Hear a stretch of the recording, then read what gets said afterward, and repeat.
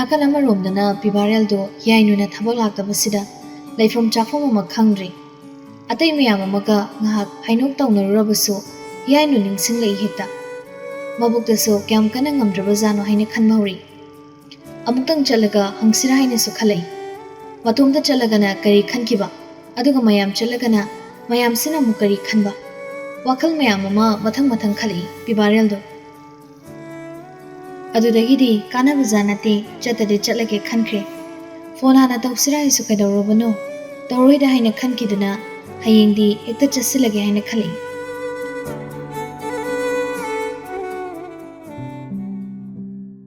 somdana mathangi numituda yainugi mamaga mapagado machada layingmugi wapumsi kamaina hudokani khanbada matha sari adumakpo haidebadi yadaba nati lona lolaga tawbusi yaba nati aduna karamna hudoksigi haidana kana khanaribani ahalani do kapana slorabani tanjaduda sumangdagi korpoto tari ima pabo ai laiye tholaktuna yengbada mahiraldo magi haunabi darituda phamduna lerim mabubuda ahalani do kharamakhaydi mabungning sondarambado kankhalai mamaibe mana jangsilaktuna ibungo aduda phami kairigino kakhalaga sida ningthina phamune nangbo napina rolgado loina motpa tari yaride ma sidana nungai yainu do treatment gi pugadabani mabu kaidawrige mapai bungo chawguna ibungo hawdokphum khangdadana lei kari haina haigani luna tawgesu masu apangba laik laisugi mangal phangdabadi natabanina mamaga mapaga gi wadu tabada mahiralna khumlei aiga hainarge pabu mabu kaidawrige ahalani do ngasi su yengnari ani sigi matause khangna chanabagi matawdi adum mali adu oiduna su nomata makoi gi mamangda mitnaba khekha tawbadi tawdi wa phawba ningthina ngangnadi mamaibe mana yainu gokthokthuna puthorakle yainu do icham chamna yumgi set chabaduda adum lerami mapai bungona machanupi do ubada ibema isabu wabrane hoi baba hakjangsi kaidawrabano khangdi khanawna marolama lingling chatpani yam chokthei mahiralna hagolaktuna hairi aikoini thabakamatang asaifau chalusi yainu do mamaga mapaga gi mamangda adumaina nganglakpadudadi ingangakna mahiralda yenglai mahiralna mamaga mapaga da amug yengduna makhadari ima baba lushin biraga leibiro amug logba lakchige adugidu warun phone du dane adum tawro nama puraga ipa gari da dum lake ibema chalo chalo ibungona wari sansi haini male yainu do khumde adugo mahag mamaga mapaga da haifedi ngamlaga chingnarak tawna mahiralgi matung induna gari da kakre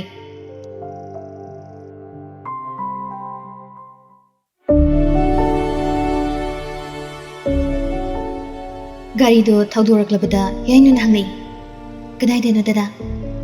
mahiral do unglaga lerambadagi khangum khumlei oh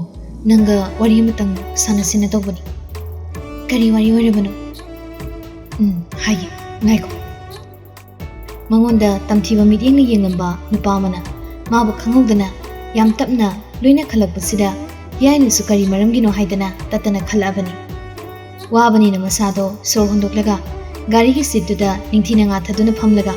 yainu do tumina laikre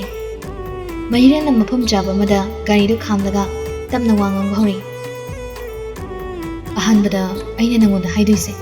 aina nangonda sirana ba wakhalna mang tharaga tawkiba mayam do soikre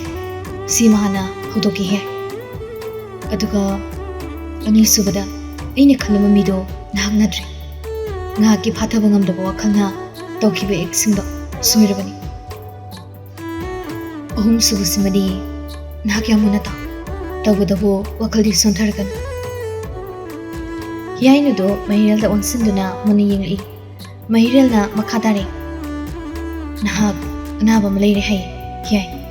adubo laying laga phani hai laying badi araibani nangi wakhalduni maruwari basiri nahaki wakhalna kalimati sonthadrimati nahak phagat kani anabano adu hoje aikoini hospital da chalasi aduga khanglani panic tawgano ꯀꯩꯁꯨ ꯅꯨꯡꯁꯥ ꯊꯤꯅꯤꯡꯉꯥꯏ ꯑꯣꯏꯗꯦ ꯑꯩꯅ ꯍꯥꯟꯅꯗꯒꯤ ꯗꯣꯛꯇꯔꯁꯤꯡ ꯇꯥꯟꯅꯗꯨꯅ ꯔꯦꯗꯤꯗ ꯂꯣꯏꯅ ꯂꯩꯔꯕꯅꯤ ꯅꯪ ꯋꯥꯈꯜ ꯏꯪꯊꯕ ꯑꯃꯗꯤ ꯆꯪꯉꯤ ꯍꯤꯌꯥꯏꯅꯨꯗꯣ ꯃꯍꯤꯔꯦꯜꯒꯤ ꯈꯨꯍꯥꯏꯗꯨꯗ ꯑꯗꯨꯝ ꯆꯤꯡꯅꯔꯦ ꯋꯥꯈꯜ ꯌꯥꯝ ꯈꯟꯕ ꯑꯗꯨꯝ ꯁꯤꯡꯖꯕ ꯅꯨꯄꯤ ꯃꯆꯥꯅꯤ ꯍꯤꯌꯥꯏꯅꯨꯁꯤ ꯈꯤꯇꯪ ꯍꯥꯏꯔꯛꯄꯗ ꯕꯥꯕ ꯑꯗꯨꯝ ꯇꯥꯔꯦ ꯃꯃꯤꯠꯇ ꯃꯄꯤꯔꯥ ꯆꯦꯟꯗꯨꯅ ꯃꯥꯏꯊꯣꯡꯗꯗꯤ ꯃꯣꯃꯣꯟ ꯅꯣꯛꯂꯒ ꯍꯥꯏꯔꯤ ꯀꯩꯁꯨ ꯀꯥꯏꯗꯦꯗ ꯗꯗꯥ ꯃꯤꯑꯣꯏꯕ ꯍꯥꯏꯕꯁꯤꯗꯤ ꯑꯅꯥ ꯑꯌꯦꯛ ꯌꯥꯎꯒꯗꯕꯅꯤ ꯑꯩ ꯀꯩꯁꯨ ꯈꯟꯗꯦ ꯁꯤ ꯈꯛ ꯍꯥꯏꯔꯒ ꯃꯍꯥꯛ ꯃꯃꯥꯏꯗꯣ ꯊꯣꯡꯅꯥꯎꯔꯣꯝꯗ ꯑꯣꯏꯅ ꯌꯦꯡꯗꯨꯅ ꯂꯩꯈ꯭ꯔꯦ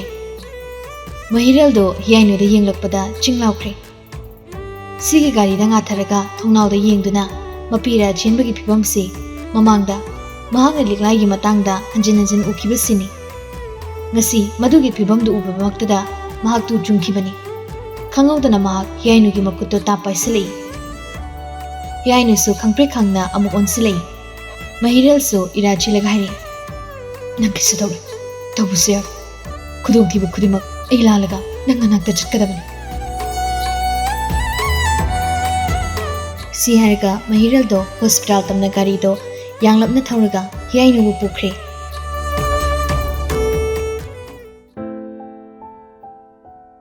ꯃꯍꯤꯔꯦꯜꯒꯤ ꯏꯃꯨꯡꯗ ꯍꯟꯗꯛ ꯃꯍꯤꯔꯦꯜꯅ ꯌꯨꯝꯗ ꯉꯥꯏꯍꯥꯛꯇ ꯐꯥꯎꯕ ꯂꯩꯔꯛꯇꯕ ꯃꯇꯣꯝꯇ ꯇꯨꯃꯤꯟ ꯂꯩꯕ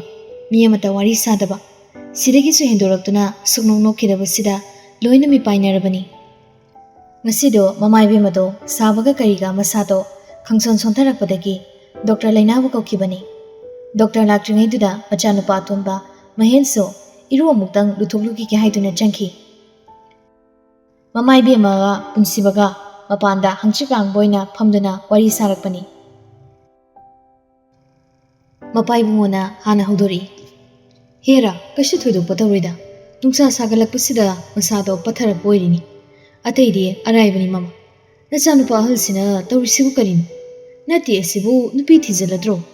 ꯌꯨꯝꯗ ꯈꯔ ꯂꯩꯅꯕ ꯅꯨꯄꯤ ꯊꯤꯖꯤꯟꯕꯅ ꯐꯔꯅꯤ ꯈꯜꯂꯛꯏꯗ ꯃꯄꯨꯔꯣꯏꯕꯒꯤ ꯋꯥꯗꯣ ꯆꯨꯝꯗꯤ ꯆꯨꯝꯃꯤ ꯃꯥꯒꯤ ꯂꯣꯏꯅꯕꯤꯅ ꯈꯨꯝꯂꯛꯏ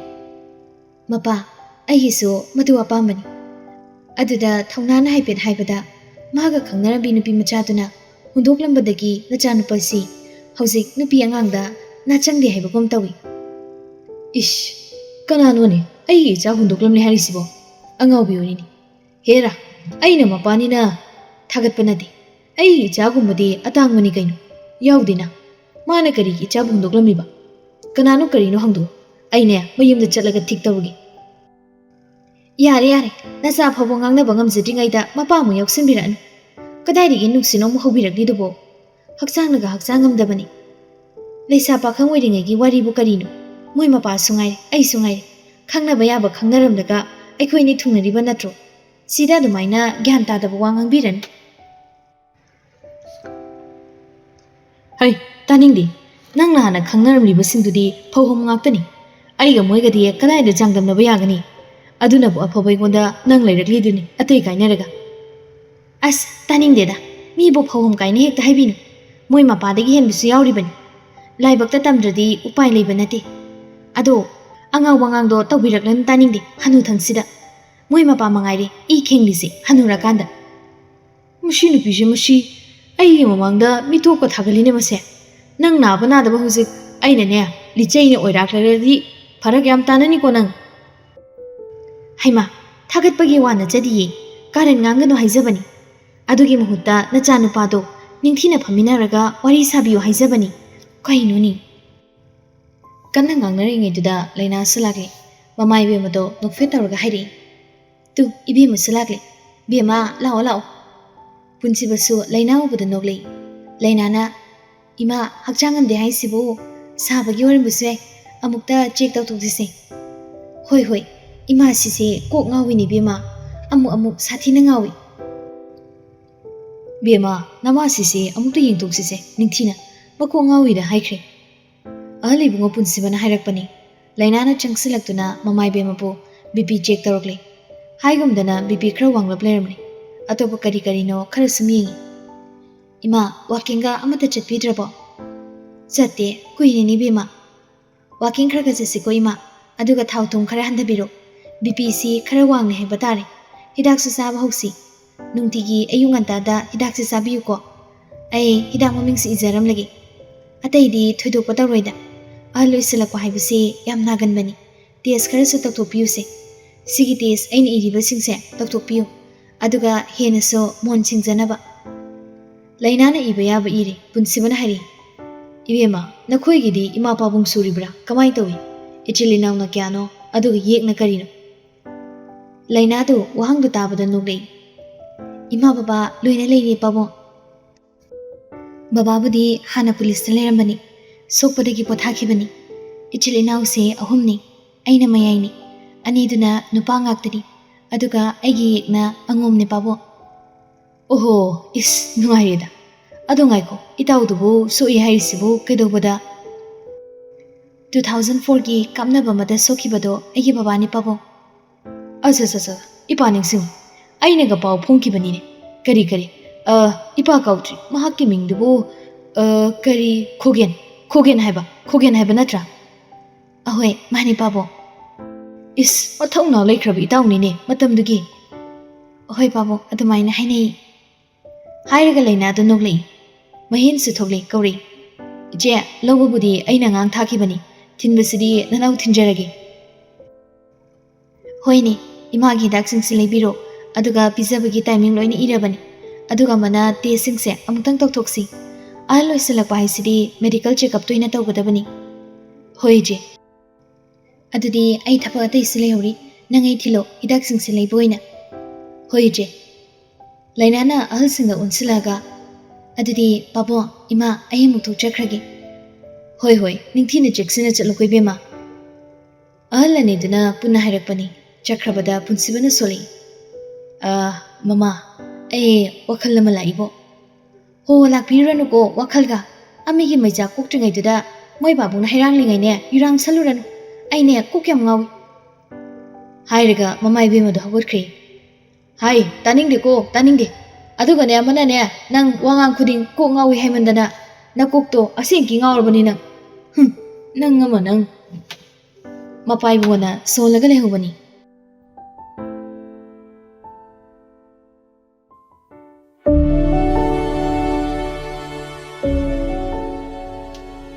सोमदना याइनुगी ट्रीटमेंट हौरे महिरलना अदुम होनारि अहलनिदो लाउ हाइना कौद्रे ngasiगी ट्रीटमेंट पिबा याबा पिरमतु युमदा हनबगी मतम वरकले महिरल से थबु मफमदगी कॉल तौबा याबसु तौरक्लबनी साउनबा फावबा यावनरबनी अदुम मोंगदा अदुगा मतमना चंगबनति हॉस्पिटल लै हाइना अदुम हाइदोक्लगा मखा ताबदी महा खंजिलुद्रे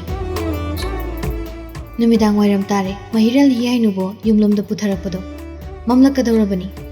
yumga dom paw phawnei sisi tawre loina hainarabani mamana chag ising lusilamlage charga lo hairaklabani lambida light hangatpa loina haunarake yainu du mabungda kari khalabano khangde mang mahiral da munna yenglei mana yenglibado mahiral na mongoda yenglatraga su khangi hanglei kedore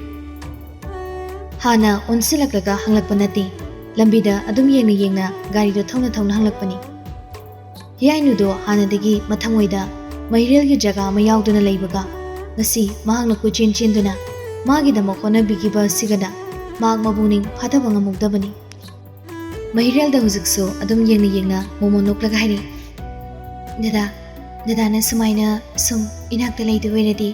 ai leina chama narasu kiroi magi wahido targa mahirel do matina muktan kanayu silai yainuna laiba phabini liglaido dadaga maga thingnabase magi laiba phabani ngasidi mabu aina yamna kalakpa phawri karigi damak dadana maga hana thengnaramliba aiga hana dadaga thengnalamdriba kaigino mairel dandakti tapna hari wayamna ngangadi akjang chokhabi henbani ngak tangoi thoklo yum yorga ai hairaklagi yainusो yam tamna noglei mamin ushin soli dadana bo hairadi loi tawradoini loinama haina ma uithakri mairala tumba nungaina ba haidana siddu sembirakli yainu du tasingna mamin ushinduna tumthakraba mali ma yainu da amutang yengi magi thamoido mihulde chumlei adubo mathanta mukhali kaino nangna tawrse mahak liglai nati nangi na thodi liglai phangnaba thibani ꯍꯤꯌꯥꯏꯅꯨꯒ ꯂꯤꯛꯂꯥꯏꯒ ꯃꯥꯟꯅꯗꯦ stay focus ꯃꯊꯟꯗ ꯋꯥꯐꯝꯗꯣ ꯍꯟꯖꯤꯟ ꯍꯟꯖꯤꯟ ꯈꯟꯖꯔꯛꯏ ꯑꯁꯣꯝꯗꯅ ꯄꯤꯕꯥꯔꯦꯜꯗꯣ ꯃꯥꯒꯤ ꯁꯦꯀ꯭ꯔꯦꯇꯔꯤꯗꯨꯒ ꯍꯤꯌꯥꯏꯅꯨꯒꯤ ꯌꯨꯝꯗꯨꯗ ꯌꯧꯁꯤꯜꯂꯛꯂꯦ ꯃꯄꯥꯏꯕꯨꯡꯉꯣ ꯆꯥꯎꯕꯒ ꯎꯛꯅꯕꯅꯤ ꯃꯝꯂꯀꯥꯟꯗꯨꯗ ꯃꯤ ꯂꯥꯛꯄꯗꯨꯗ ꯉꯛꯅ ꯀꯅꯥꯅꯣ ꯍꯪꯂꯨꯕꯗ ꯄꯤꯕꯥꯔꯦꯜꯅ ꯈꯨꯝꯂꯩ ꯑꯪꯀꯜ ꯑꯩꯈꯣꯏ ꯍꯤꯌꯥꯏꯅꯨ ꯃꯁꯥ ꯉꯝꯗꯦ ꯍꯥꯏꯕꯗꯨꯗ ꯀꯌꯥꯝ ꯀꯟꯅ ꯉꯝꯗ꯭ꯔꯕꯅꯣ ꯍꯥꯏꯗꯅ ꯍꯪꯕ ꯂꯥꯛꯆꯕꯅꯤ ꯑꯣꯐꯤꯁ ꯑꯋꯔ ꯂꯣꯏꯔꯒ ꯂꯥꯛꯄꯅꯤꯅ ꯈꯔꯁꯨ ꯊꯦꯡꯗꯣꯛꯈ꯭ꯔꯦ ꯋꯥꯔꯨꯕꯤꯅꯨꯀꯣ ꯃꯆꯥꯒꯤ ꯑꯣꯐꯤꯁꯀꯤ ꯃꯤꯅꯤ ꯍꯥꯏꯕꯗꯨꯗ ꯆꯥꯎꯕꯅ ꯍꯔꯥꯎ ꯍꯔꯥꯎ ꯀꯧꯁꯤꯟꯗꯨꯅ ꯍꯥꯏꯔꯛꯏ ꯑꯣ ꯀꯩꯁꯨ ꯀꯥꯏꯗꯦꯗꯤ ꯏꯕꯨꯡꯉꯣ ꯏꯕꯦꯝꯃꯗꯣ ꯉꯁꯥꯏ ꯑꯌꯨꯛꯇꯒꯤ ꯍꯣꯁꯄꯤꯇꯥꯜꯗ ꯆꯦꯛ ꯆꯠꯈꯤꯕꯅꯤ ꯍꯧꯖꯤꯛꯇ ꯂꯣꯏꯔꯦ ꯍꯥꯏꯗꯨꯅ ꯂꯥꯛꯑꯦ ꯍꯥꯏꯔꯛꯂꯕꯅꯤ ꯌꯧꯔꯛꯀꯗꯧꯔꯦ ꯍꯥꯏꯔꯛꯂꯕꯅꯤ ꯃꯤꯅꯤꯠ 5-10ꯒꯤ ꯃꯃꯥꯡꯗ ꯉꯥꯏꯍꯥꯛꯇꯪ ꯀꯥꯈꯠꯂꯛꯑꯣ ꯐꯝꯈꯤꯁꯤ ꯌꯧꯔꯛꯂꯅꯤꯗ ꯇꯥꯟ ꯆꯥꯔꯗꯤ ꯍꯣꯏ ꯑꯪꯀꯜ ꯑꯅꯤꯗꯣ ꯀꯥꯈꯠꯂꯒ ꯐꯝꯂꯛꯏ ꯁꯦꯀ꯭ꯔꯦꯇꯔꯤꯗꯨꯅ ꯍꯪꯂꯛꯏ ꯀꯌꯥꯝ ꯊꯤꯅ ꯉꯝꯗꯕꯖꯥꯠꯅꯣ ꯑꯪꯀꯜ ꯀꯔꯤ ꯑꯣꯏꯅ ꯉꯝꯗꯕꯖꯥꯠꯅꯣ 이붕어 마기 마사시 뻥쪽도 족타버니 독터나 khara rest tawhandradi yararoi haibani manadi thabak siam chachaningbani mamaga igana thingbani ibungo hoina budi sauninglambusi yai haubuda ngairingai asumain tawini upai leitabagi ni bungo masasi tasingna ngamdri adunani adugidi babo hakchang ngamdradi yengda yabrado aikhoi su miyoi bangaktani adugidi thoine khanbirunu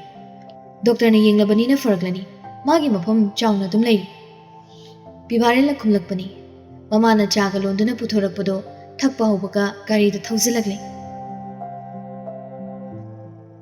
ꯒꯥꯔꯤ ꯊꯧꯖꯤꯜꯂꯛꯄ ꯎꯕꯗ ꯄꯤꯕꯥꯔꯦꯜꯗꯣ ꯃꯁꯥ ꯃꯎꯗꯣ ꯁꯠ ꯁꯦꯝꯖꯤꯜꯂꯛꯏ ꯃꯍꯤꯔꯦꯜꯅ ꯒꯥꯔꯤꯗꯒꯤ ꯀꯨꯝꯊꯔꯛꯇꯨꯅ ꯍꯤꯌꯥꯏꯅꯨꯕꯨ ꯍꯥꯏꯐꯦꯠ ꯀꯧꯏ ꯑꯗꯨꯕꯨ ꯉꯁꯥꯏ ꯇꯧꯔꯛꯈꯤꯕ ꯇ꯭ꯔꯤꯠꯃꯦꯟꯁꯤꯡꯗꯨꯅꯔ ꯀꯔꯤꯅꯣ ꯈꯪꯗꯦ ꯇꯨꯝꯕꯁꯤ ꯄꯥꯛꯅ ꯍꯧꯒꯠꯂꯛꯎ ꯌꯥꯗ꯭ꯔꯦ ꯗꯣꯛꯇꯔꯁꯤꯡꯅꯗꯤ ꯍꯣꯁꯄꯤꯇꯥꯜꯗ ꯊꯝꯂꯁꯦ ꯍꯥꯏꯕꯅꯤ ꯍꯤꯌꯥꯏꯅꯨꯅ ꯃꯔꯩ ꯇꯧꯕꯗꯒꯤ ꯉꯁꯤꯗꯤ ꯄꯨꯊꯔꯛꯄꯅꯤ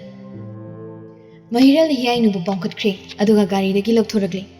ꯃꯃꯥꯒ ꯃꯄꯥꯒꯗꯨꯗꯤ ꯃꯕꯨꯡꯅꯤꯡꯗ ꯄꯨꯡꯄꯦꯟ ꯍꯦꯛ ꯄꯦꯟꯖꯔꯕꯅꯤ ꯃꯍꯤꯔꯦꯜꯒꯤ ꯅꯨꯄꯥ ꯃꯥꯟꯕ ꯁꯛꯐꯝ ꯔꯨꯠ ꯑꯣꯏꯔꯞ ꯇꯧꯕ